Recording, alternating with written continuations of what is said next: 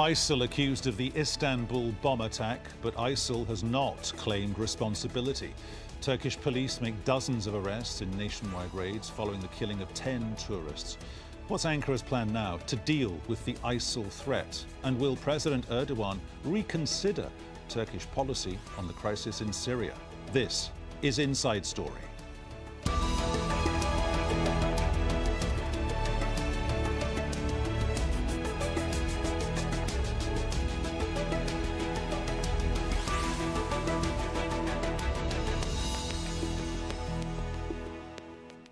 Hello and welcome to the programme today with me, Peter Dobby. Has the Turkish government's ability to keep its people safe been compromised by balancing multiple interests? The Incirlik Air Force Base is one of the launch pads for the US-led coalition airstrikes against ISIL fighters in Syria and Iraq. Turkey's 400-kilometre-long border with Syria is also the main entry point for foreign fighters from Europe joining ISIL. And Turkey hosts more than 2 million refugees escaping the war in Syria, by far the largest number held by any country. Now, these are the moments after the bomb blast in the historic Sultanahmet district of Istanbul. The Turkish president says a Syrian suicide bomber was responsible for the explosion, which killed 10 tourists. Recep Tayyip Erdogan says Turkey as the primary target for what he called terrorist groups in the region. Now, he, along with his prime minister, spoke shortly after the bomb attack. This incident showed us once again that we need to stand in solidarity. We need to stand as one, as a nation, against terror attacks. Our fight against Daesh that carried out this attack will continue with determination. We will not take a step back in our fight against Daesh. Our resolve will continue, as in our fight against all terrorist organizations. Well, the Istanbul bomb blast isn't the first attack blamed on ISIL fighters or other groups linked to them. Following the ISIL siege of Kobani on the border between Syria and Turkey, students planning reconstruction efforts there were targeted in July. 33 people died in the suicide bomb attack in Suruç. In October, 2 bombs exploded outside the main railway station in Turkey's capital, Ankara, killing 102 people and wounding 400 others. The twin bomb blasts, which struck marchers at a peace rally, was the worst attack in recent Turkish history. In November, the police raided suspected ISIL hideouts in the run-up to the G20 summit. 5 officers were wounded when a suicide bomber blew himself up in Gaziantep. OK, let's go to our guest now for more on this. In Ankara, Muhittin Ataman, Deputy General Coordinator for SETA, a Turkish-based political, economic and social research think tank. In Istanbul, Berke Mandaraci, Turkey researcher at the International Crisis Group and a specialist on Turkish foreign policy. And finally, in London, Olivier Guita, Managing Director of Global Strat Consultancies. Olivier is a security and political risk analyst. Mr. Ataman, does the government really believe that ISIL is still an enemy of the state? For sure.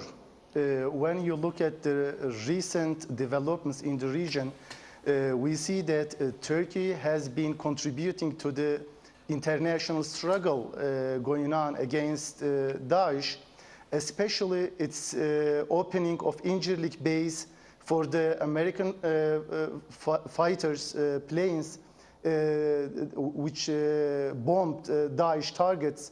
And the second significant contribution is the training of Peshmerga, Turkoman and Sunni Arab forces in northern Iraq, and especially in the case of Bashika military camp. There you know that they are trained against any potential Daesh attacks.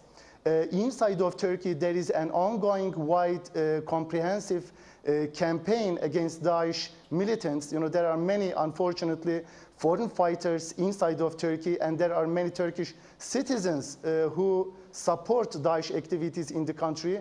So there is a wide campaign against those, and many of them, maybe more than hundreds of them, they are now in prison. So considering these 3 significant factors, developments, we know that Daesh consider Turkey as one of the significant regional targets to attack.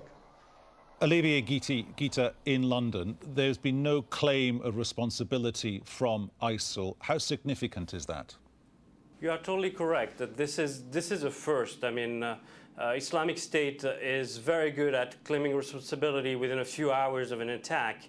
And so in the case of Turkey, except the July Suruk attack, the Ankara bombings and the attack in Istanbul were not claimed for by Islamic State. That doesn't mean that they're not behind it.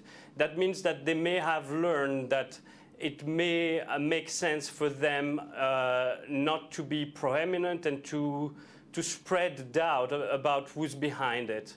But all in all, Islamic State had made clear in many videos that they were going to go hard after Turkey.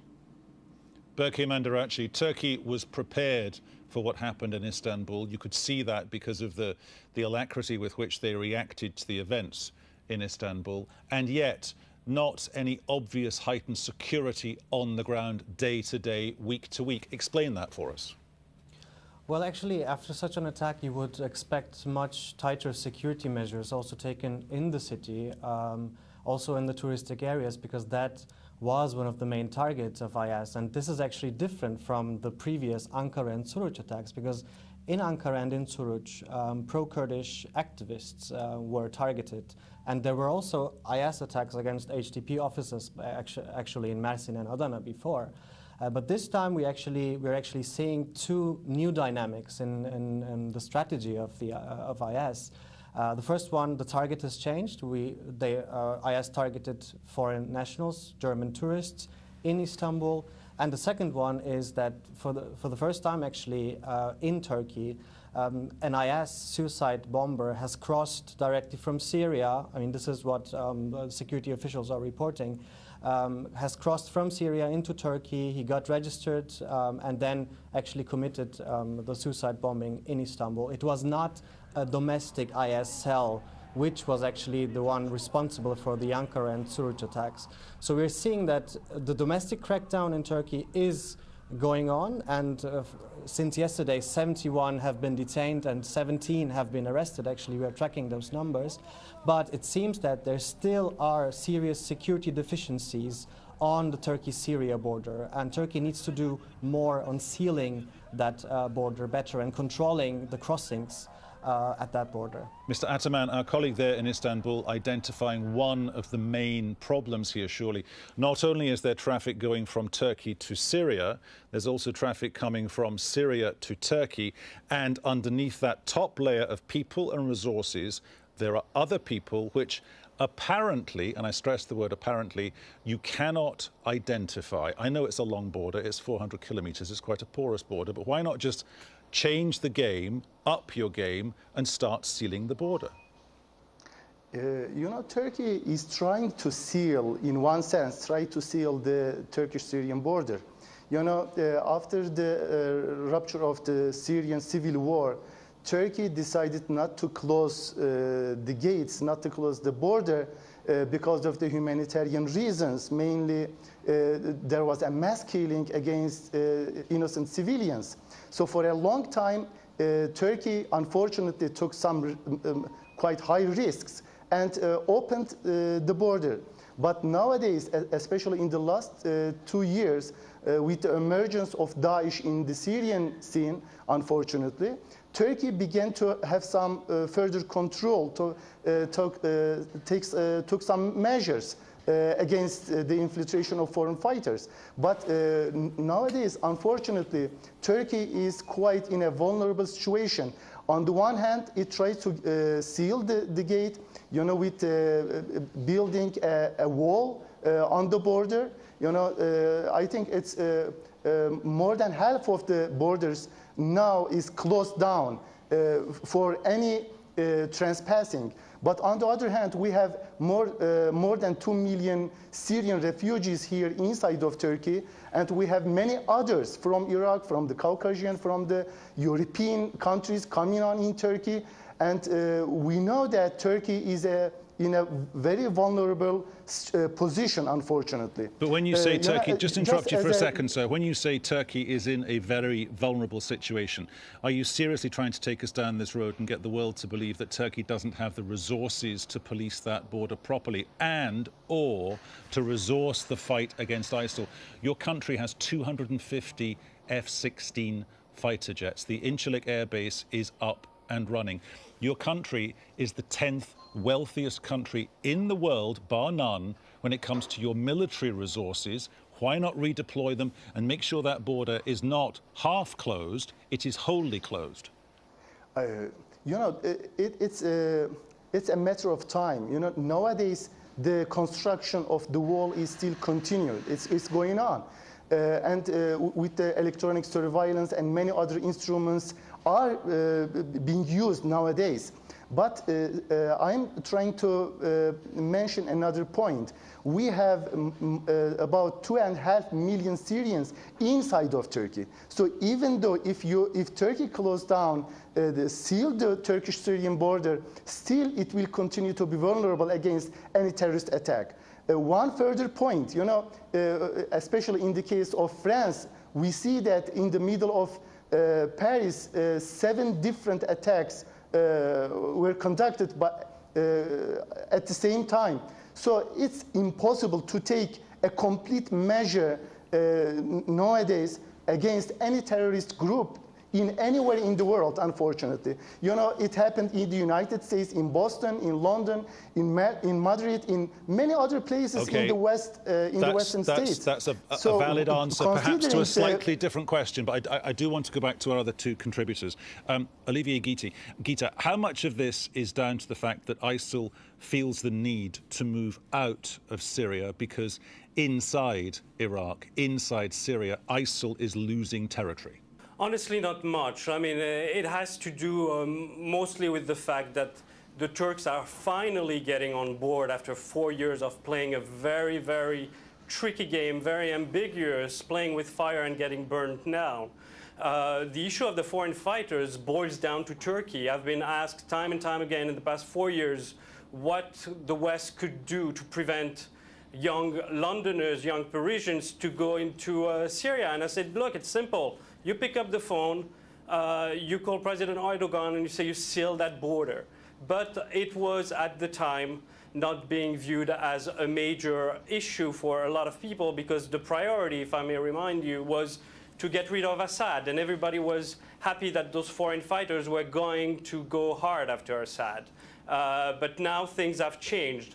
And also, we're talking about Islamic State, but Turkey, along with Saudi, is also helping the al-Nusra Front in Syria.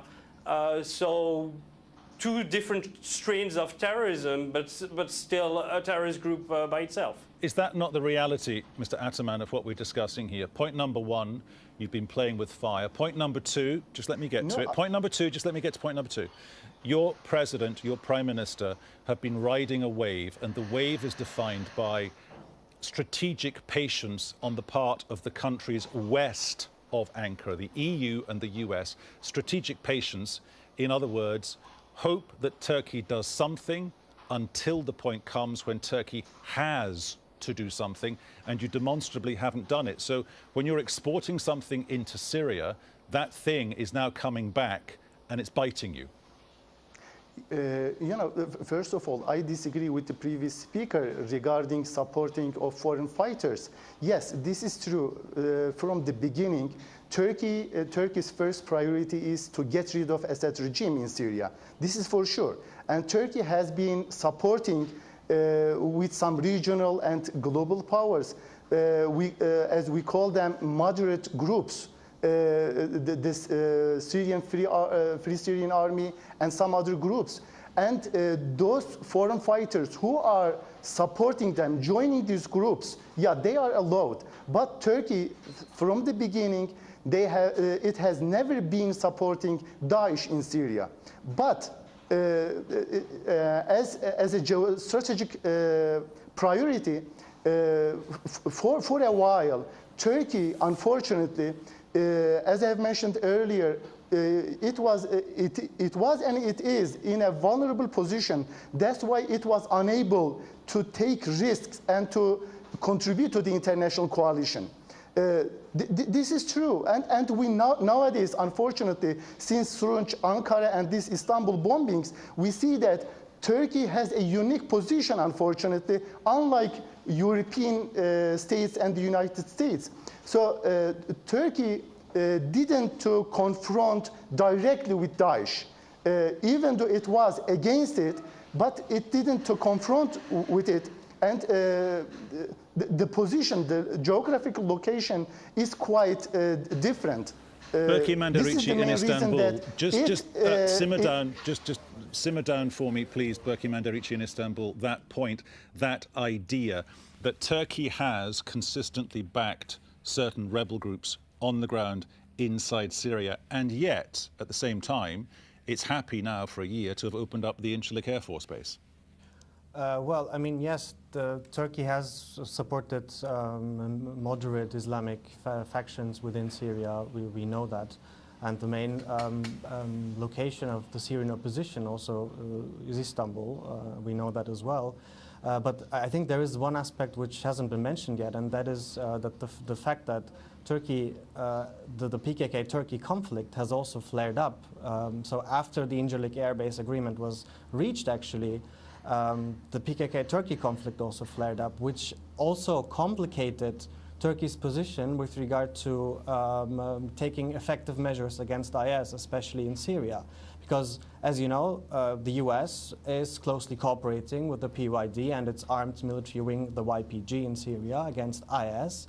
And Turkey, because of the conflict with the PKK and because it sees the PYD as a direct offshoot and as a terrorist organization, has no kind of even rejects any sort of short-term, even strategic cooperation against IS. And this is really limiting Turkey's hand in terms of fighting against IS, especially in Syria, because it is not able to and it is not able to sell actually any sort of strategic even cooperation with the PYD or, for example, sharing of intelligence, for example, which is very crucial in an environment where you have so many forces fighting against each other. And when you limit yourself in that way, it's very hard for Turkey to actually do something there. That's why it's so important that PKK and Turkey go back to negotiations also with regard to the fight against IS. Mr. Ataman, 2 points off the back of that, and please keep your answers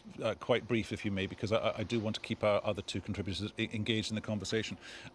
Point number one, when there was the beginning of the substantive air raids, if you will, Ankara arguably surprised the rest of the world by going after the PKK. Why was that decision taken? If I received the question correctly, why Turkey initiated its fight against PKK? Yes. This is what you have asked? Yes. There was a point in this conflict, there was one specific incident, and there was a point in the conflict when the rest of the world thought, oh, the Turks are going to go after ISIL. You didn't. You went after the PKK, and that muddied the waters to a dimension that people outside NATO couldn't really understand. You know, two significant milestones that we have here. Regarding the PKK and PYD, the main milestone is the PKK's and PYD's declaration of their final target to establish a unified, independent Kurdistan state. Yes, but that statement, to interrupt you again, sir, that statement has been on record since the very first Gulf War. 1991, Saddam Hussein into 1992. That was common knowledge then. The Kurds wanted a Kurdistan. I'm asking you a different question. Why did Ankara decide to go after the PKK within the last 9 months? I'm not saying this regarding northern Iraq. I am not talking about the autonomous region in northern Iraq. I am talking about this declaration made by PKK, since during the resolution process, PKK's ultimate goal was to establish a democratic republic, so to have a kind of federative structure. But they have changed their ultimate goal. Regarding the ISIS, the Daesh, the direct terrorist attack in Suruç. This was the main breakup or the milestone when Turkey decided to contribute to international coalition. Okay, Olivier Guita in London. Is Mr. Erdogan trying here to speak to another agenda, an agenda that doesn't necessarily blip on the radar of people if you look in on what Turkey has done, does, and how it reacts to events such as we've just seen in Istanbul? Is there something else going on here that makes people in Washington, makes people in London and Paris and Berlin feel very uncomfortable? Very much so. I mean, it's like all of a sudden joining the coalition and saying that Turkey is one of the most hard-hit countries when it comes to Islamic State terrorism, after what happened in Paris, after what happened in San Bernardino. It's jumping on the bandwagon. But as I said, time and time again, for those past 4 years before Turkey half willingly joined the coalition, there are numerous examples of Islamic State fighters going back and forth at the border, getting treatment, using Turkey as a fallback base, if you will. And as you rightly mentioned, when it was time to hit Islamic State, they went after the Kurds. So people in the capitals realized that Erdogan and his government are playing with their capital that is linked also to one issue that we haven't discussed. It's the refugee issue. And it boils down to what's happening in Germany with Cologne, and the Germans seem to not be happy with even the enforcement that the Turks are doing when it comes to monitoring the number of refugees that are coming through the doors of the EU as well. Berke Mandaracı in Istanbul, are we now heading towards a point when Ankara has to change its Syria policy, particularly if there's another Istanbul attack, if there's another Ankara attack, particularly if ISIL at its highest levels has decided to, as a construct almost, export what it does? Well, I mean, definitely, I think that point had been reached already before, during the Suruç, after the Suruç attack, and actually also after the Ankara attack, which was the single, biggest terrorist attack actually in the history of Turkey, killing so many people. So, but I mean, we need to be fair here as well, I think, because Turkey, especially after the Ankara attack, has been cracking down on IS cells within Turkey much more. They have detained more people, they have arrested more people, but it seems that there is a deficiency with regard to really delineating the networks and the connections actually behind those IS attacks. It's usually, you know, some of the suicide bombers and some people around them are kind of arrested, so it's not really going down to the roots and also kind of fighting against the main root causes of these attacks, especially in Syria. So it's kind of, Turkey is operating more on the surface, and it needs to go further down if it really wants to crack down more on IS. And I mean, IS is a threat to Turkey, and really the security bureaucracy as well as the government need to internalize and understand this, especially also, I mean, the public also needs to realize this, I think, further. Okay. I don't see this kind of emergency-like situation in Istanbul, and also not among the security bureaucracy, unfortunately. Okay. Mr. Ataman, last word to you, sir. Can I suggest to you very politely, with a lot of respect, your government has got to come up with clearer lines of demarcation between what it wants to achieve and who it wants to talk to, and you've also got to seal the border, because at the moment our other two contributors seem to basically be saying you have got ill-advised policies which are being carried through on in a very destructive way, and if you carry on going down that road, we will see another Istanbul attack. You know, first of all, Turkey, regarding the previous moment, the points, Turkey never opposed the support of PYD and its struggle against Daesh. The red line for Turkey regarding PYD is not to go to the western part of the Euphrates River and not to support PKK's struggle inside of Turkey. Regarding Turkey's policy, there is no winning side, unfortunately, in the Syrian civil war. Turkey, unfortunately, is one of the losers among all others.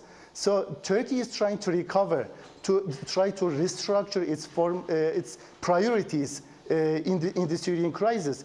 For the first 2 years, it was the fall of the Assad regime, but now it's to prevent PYD not to control the whole Turkish-Syrian border. Okay, so I'm going to have to stop you there, Mr. Ataman, for which I sincerely apologise, sir, because as ever with Inside Story, the clock has beaten us. Thanks to all our guests today, Muhittin Ataman, Berke Mandarachi and Olivier Guita. Well, the debate continues, of course, on our Facebook page. You can tweet us at AJ Inside Story or talk to me on Twitter. I'm AJ Dobbs. You can leave your comments on the programme's page of our website, aljazeera.com. From me, Peter Dobby, and everyone on the team here in Doha, thanks for watching. We'll do it all again at the usual time tomorrow. See you then.